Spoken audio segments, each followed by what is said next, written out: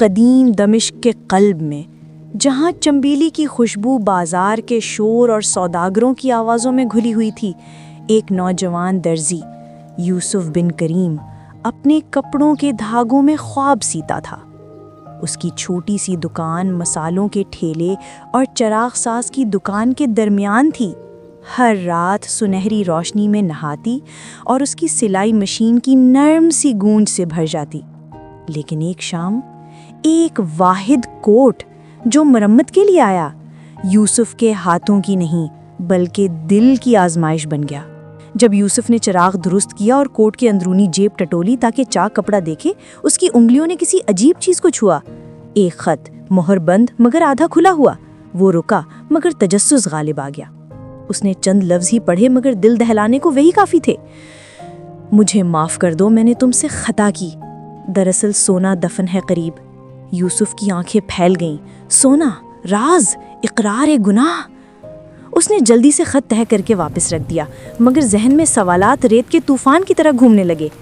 یہ شخص کون تھا؟ چور یا کوئی توبہ گزار؟ کیا وہ قاضی کو بتائے یا خاموش رہے؟ اس رات یوسف سو نہ سکا۔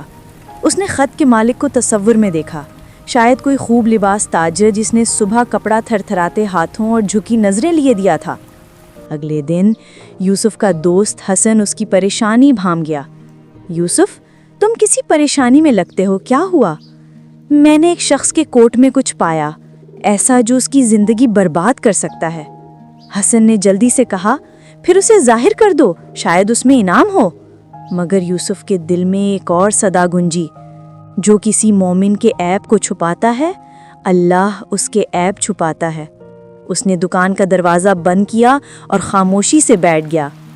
باہر بارش کھڑکی پر ایسے دستک دے رہی تھی جیسے اللہ کا نرم بھرا پیغام۔ اگلی صبح وہ تاجر واپس آیا، ایک بلند قامت شخص پرانے چوغے میں، آنکھوں میں شرمندگی لیے۔ بھائی یوسف، میں نے اپنے کوٹ میں ایک چیز چھوڑی تھی، ایک خط جو کاش کوئی نہ پڑھتا۔ یوسف نے سر اٹھایا، دونوں کی نظریں ملیں۔ ایک لمحے کے لیے سچ، شرم، رحمت سب فضا میں ٹھہر سے گئے۔ یوسف نے کوٹ واپس دیا بڑے سکون سے۔ میں نے ہر چاک سل دیا ہے، اس نے نرمی سے کہا، وہ بھی جو اندر تھا۔ تاجر ساکت رہ گیا، پھر سمجھ گیا یوسف جان چکا تھا۔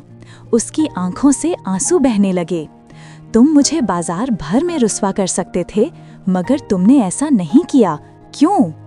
یوسف نے ہلکی مسکراہٹ کے ساتھ کہا، کیونکہ ایک دن مجھے بھی اللہ کی رحمت کی ضرورت ہوگی۔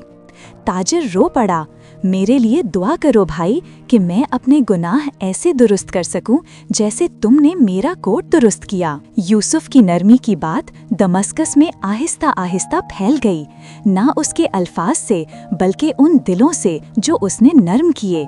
اور اس دن کے بعد لوگ اسے یوسف درزی نہیں کہتے تھے بلکہ رازوں کا امین یوسف کہنے لگے، کیونکہ ایک ایسی دنیا میں جو جلدی سے دوسروں کو بے نقاب کر دیتی ہے، اس نے رحمت کا راستہ چنا اور اللہ نے اسے اس سے بھی بڑی رحمت میں ڈھانپ لیا۔